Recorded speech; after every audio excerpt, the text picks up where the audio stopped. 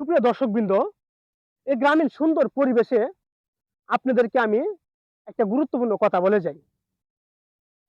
তো আমার যে বয়সটা, আমার এই বয়সে অনেক বন্ধু-বান্ধব হতাশা এবং দুশ্চিন্তার মাধ্যমে জীবন অতিবাহিত করতেছে। এখন গ্রামে আসলাম, একেকটা বন্ধু একেকটা কথা বলতেছে। "দোস্ত, জীবনটা মনে হয় আমার থেমে গেছে। জীবনে কি করব না করব, এখন দু চোখে চিন্তা করে কুল পাই না।"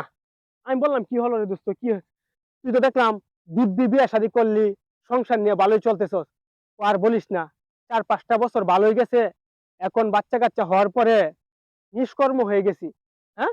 একটা চাকরি করতাম, চাকরিটা চলে গেছে। যেহেতু আমার পড়াশোনা দোস্ত কম, এখন ভালো চাকরিও পাই না।"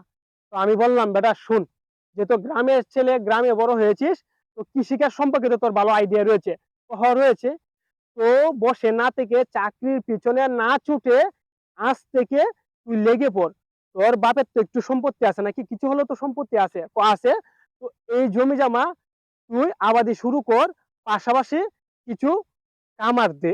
একটা ছোট গরু কিন কিংবা একটা ছাগল ক্রয় কর। ক্রয় করার পরে হাঁস মুরগি পালন কর।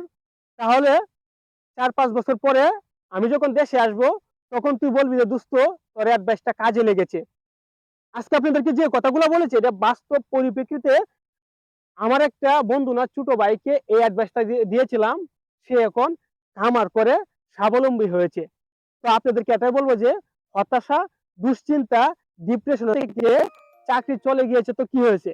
আপনি নিজের গ্রামে থাকলে কোনো কিছু একটা শুরু করেন, দেখেন একদিন আপনিও উদ্যোক্তা হয়ে গেছেন। তো সকলে ভালো থাকবেন, সুস্থ থাকবেন। যদি আমার কথাগুলা ভালো লেগে থাকে তাহলে চ্যানেলটা সাবস্ক্রাইব করবেন। ইউটিউবে দেখলে, ফেসবুকে দেখলে ফলো করবেন, টিকটকে দেখলে ফলো করবেন। অন্যদেরকে শেয়ার করার সুযোগ করে দেন। আল্লাহ হাফেজ।